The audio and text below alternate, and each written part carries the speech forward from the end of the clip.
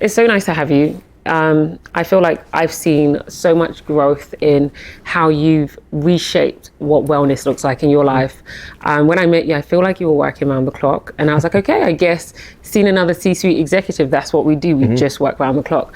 But then we caught up last year? Yep. I think it was last year. And I don't see you for a year. You disappeared for what felt like a year. And then we had a very heart-to-heart conversation about just doing better with our health. So why did you make the shift? What happened? So I think that everyone has a moment, right? As throughout their career, as you get older and whatnot. I think that earlier on in your career, success is defined as the shit on your wrist, the house you walk into, I the see car the wrist, though. I mean, it's a little something, right? But like it's defined by these material objects, and I think that over time, as you get older, you start to realize that none of that shit really matters, because truth of the matter is, you know, when someone is giving my eulogy, they're not going to be like, oh, he had a great watch and fast car. Facts. And like closed that last deal that was really incredible. It's about the impact you made on people. And so I've come to a point in my career where, you know, I am so focused on trying to do better for other people that look like me, because there's going to be a trickle down effect to my 10-year-old daughter. And in doing so, it really kind of made me understand that for so long I was pouring out of an empty cup. Right? And I felt so drained. And as you know, like as one of few Black executives in the space, let alone executives that are vocal and loud on social and trying to inspire other people that look like us, it's exhausting.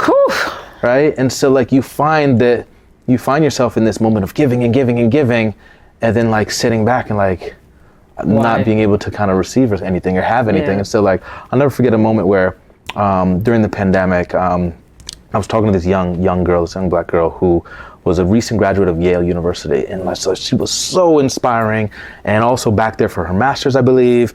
And she had gotten her first job, and she was like, you know, I don't know what it is. It's like, I want to make all this good change and impact in my community and through my job, but like, I'm feeling like they're not paying attention to me. They're not listening to me. And like, it was so sad, like hearing how much of an impact she wanted to make on her community, but the way she was being belittled and treated at work, this beautiful, incredibly bright human being. And it was a day where Ad Age had reached out to me, and Adweek had reached out to me about some stuff I did on social, and they wanted to talk to me and everything. And in the middle of this call, I literally broke down and started crying in front of her. Oh, wow. And so she kind of paused, and I was like, I'm so sorry. And in that moment, I realized like, I have to stop for a second, and I want to applaud you for everything you've done, because you're incredible, and we need more people like you. But I also feel like I'm at a moment where I need to like hit the pause button and reset, and I really apologize. And so my wife and my daughter came home that day and pulled in the driveway, and I'm like still crying in my office. And so they came in, my daughter comes and says, hey daddy, what's wrong? And then my wife came in, and having to explain, like the only thing I could say was like, I'm done. I'm so tired. Like I can't do this anymore.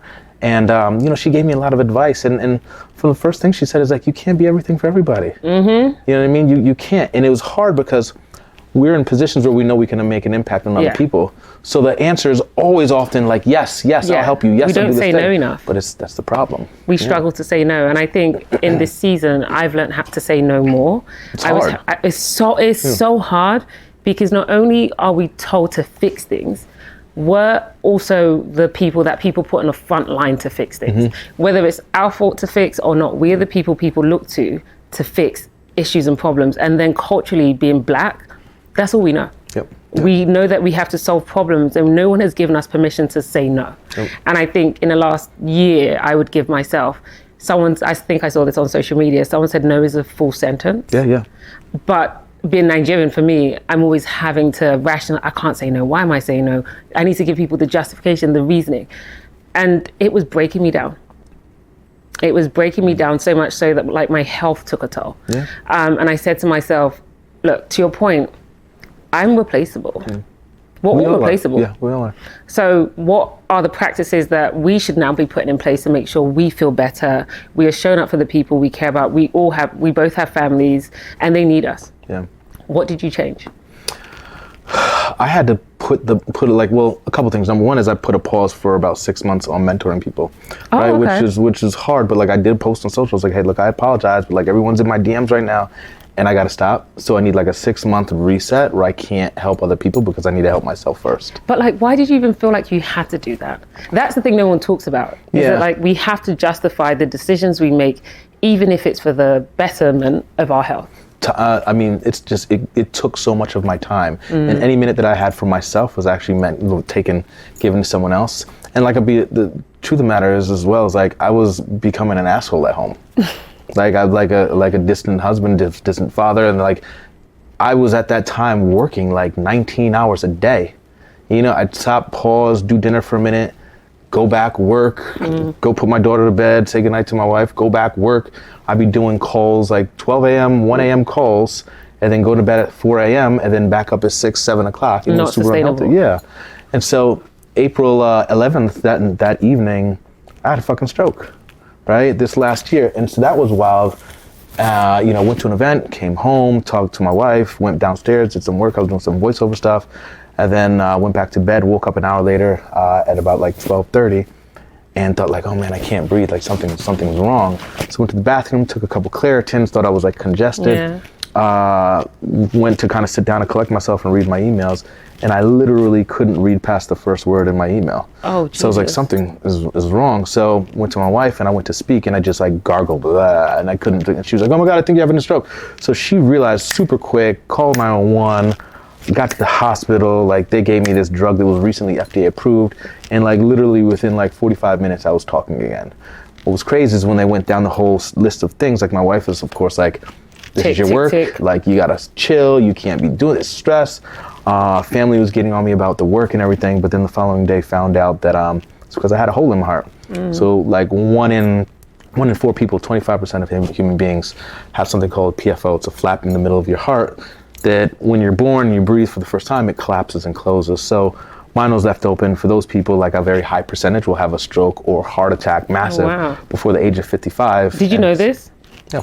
You found that out when you had a stroke? Yeah. Yeah, so 25% of people have this and walking around don't know it because there's no test for it. You just find out when you have that massive moment. Oh, got it, okay. Right, so, you know, so for me, like fortunately, like the health system is crazy, but my cousin is head of ER at University of Chicago Medical. Her team surrounded me. I had a great team here at NYU. Within 5 weeks, I had a heart surgery and boom, I was like back to normal. Most people get that surgery between 6 and 12 months. So for me in that 5 weeks, which is so short, part of me is almost like it didn't happen because it happened so quick. Processing. Right, it's a lot of processing, but did even you work in moment, that time? I did not. Good. Right, because you know Khalida, who's my great friend, and my wife were like, "Nah, it ain't happening." Good. So I was like, "Yo, Khalida, I need some work." Like she's like, "Nope. No. Stop reaching out to me. Watch out your wife." My wife was like, "Nah." So they were all shutting it down. My wife was just incredible during this time, but it was also. I'm glad you're still here. Thank you. I appreciate it. I'm actually really glad you're still here. I'm happy too. But it was in that time where I realized, and I was like, you know, I had many conversations with my wife about my work and my habits. That I had to cut it out. So like literally after that, I decided to entirely like stop my working late nights, right? So I might occasionally every couple of weeks work late. Yeah, I still see the emails and texts. But it doesn't go past 10 p.m. anymore. So yeah. Like 6 p.m. I'm shutting my laptop down. You know, I have to, and we have to understand the importance of like our mental state of mind. Yeah. Right, because when you're not in a good mental state, like your body and all that will follow. As a creative. Is there extra, like your creative mind is always working, but then as a Black creative and then as a man, do you feel like you have to work twice as hard? Absolutely. Yeah, absolutely. I mean, it's like, and I think part of it is conditioning that we've been taught from early age, right? So I think that in our age demo, our parents would always say, you got to work harder than the other white kid in your class. You got to do this. You got to be 3 times harder. So in some sense, I think that sets us up in a positive and a negative way. Yeah. Right? Negative way because it's like now I walk into a room when you're out of college and you're now, because like in college, I went to a college that was mostly Black and then coming into these all white spaces in a boardroom, I didn't know how to act. Right? I was very shy and I was very timid. Shy? Yeah, I was very shy. Wow. I was super shy. Wow. Yeah. Different person. Yeah. It took me time because I think over time we have to understand how to come into our own. It took me, like 12, 13, 14 years. But like I would go into a room and I'd be super timid. And part of that is fear of like opening my mouth because am I going to say something right? Am I going to say the right thing? Am I going to say the wrong thing? And then that's added stress on top of your job. And then it's like... How many times have you read an email 100 times to make sure it's right? Oh, absolutely. Before you respond, of course. I still do it till today. Yeah. And it's like, it's a challenge. And so like that is, and on top of that, in my earlier years, like code switching, which all of us did, right? I think we still do. Yeah, but like, I try not to. It's hard, right? It's very hard. Yeah. There is a way you have to show up, but then there's also the way that you shouldn't show up. I feel like those two things are clear. But I think early on in our career, all we've done is copy. And we've imitated the things and the people we've seen. And then you get to a point where you're comfortable in who you are, you're successful, you're doing great work, and you have your own brand and you have your own voice. And now it's time to not code switch-ish, right? Knowing the rules and regulations, but come into your own. And I don't think we talk enough about having your own brand as an individual because you have a big voice and a big platform that you leverage, I think, in a positive way. But oftentimes it can be perceived in the wrong way. Of course. How does that impact how you keep communicating, but also your health in managing like the pressure of what? Yeah, that's a challenging kind of, it's hard. So I have said a multitude of things on social that have been taken the wrong way. Correct. Right? Like, you also regret a few things, which is a big learning curve. Yeah, I have. And I've apologized to people and whatnot, and I've tried to. I think that my problem is I have diarrhea of the mouth.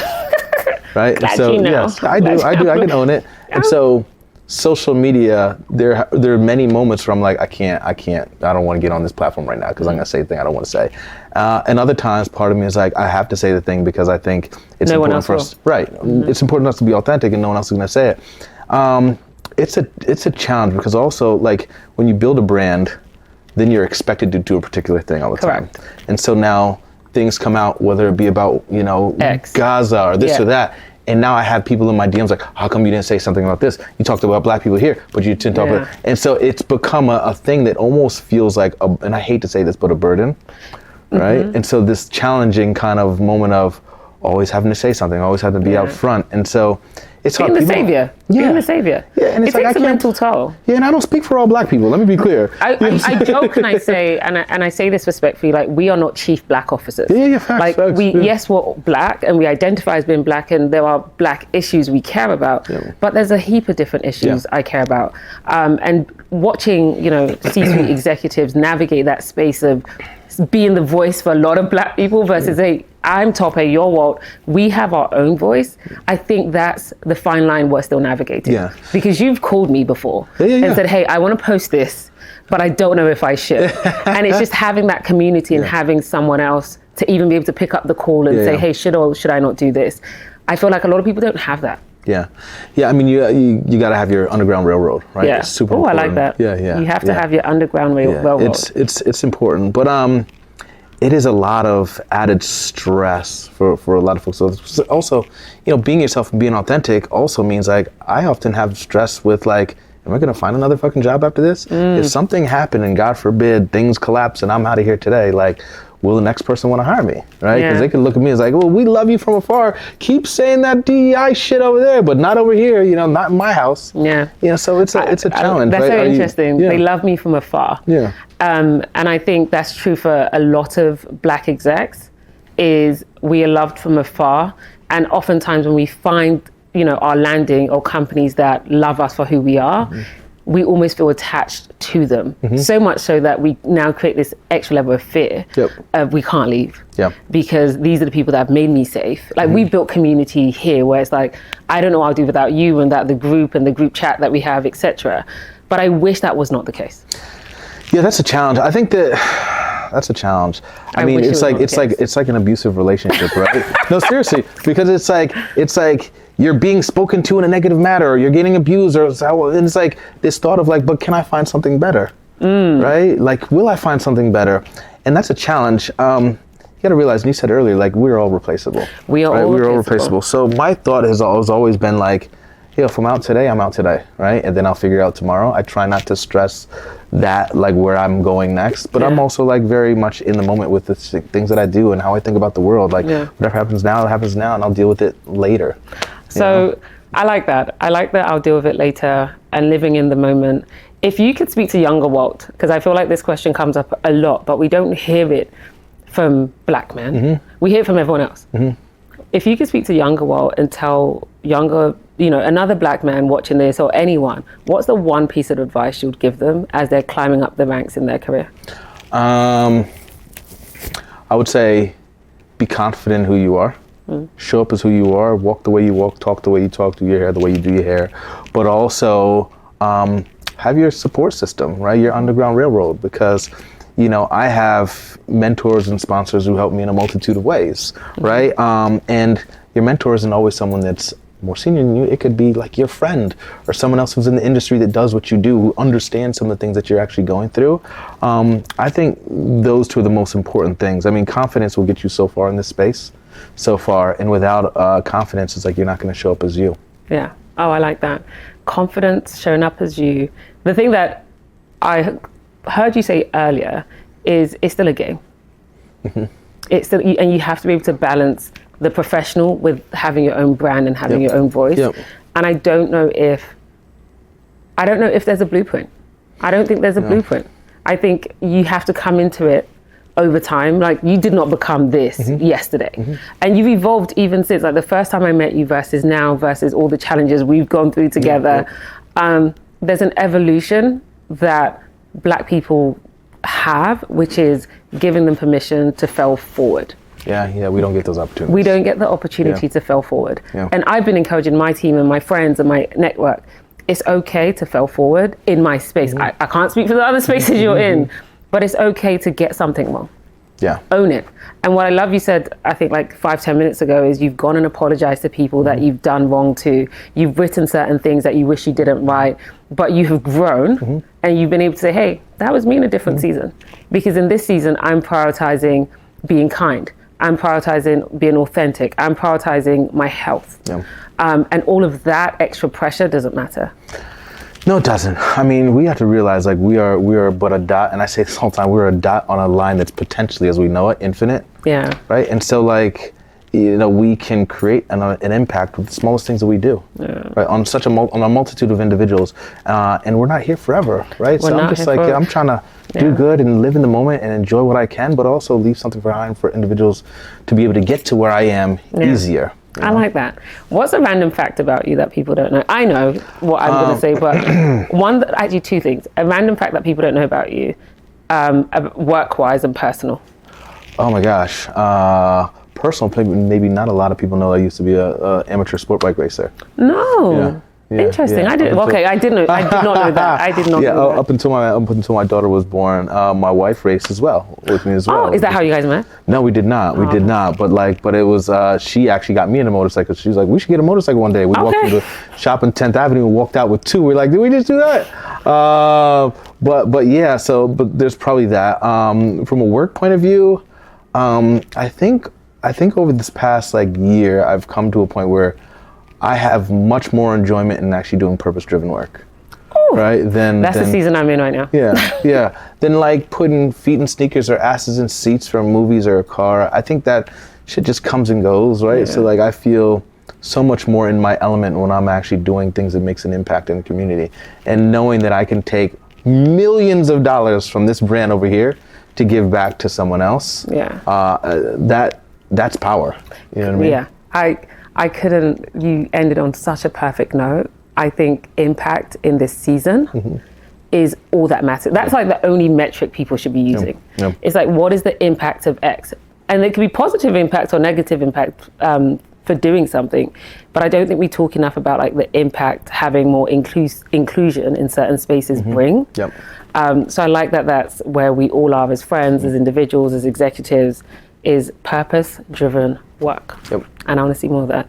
But I'm so happy you're here. Thank you for doing Appreciate this. You. Yes.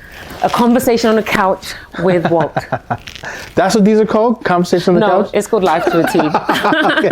It's called Life to a T. That would have been dope though. Yeah, Conversations on the couch. No, it's a life. It's like, how do you maximize and live your life to a T? Got it. So got it. It's like these micro moments are important because we have to like Tope. Yeah, to a T. But we have to live our life to a T because, to your point, so many bodies in graveyards, and they're not being buried with their watches and their chains and their bags or like their holiday vacation. But you want to leave this earth with, I lived a life filled with impact that I am happy with, and for us, our kids are happy with. Yep, there you go. That was the final. That was it. Yeah. So that was a sign-off quote. Thank you.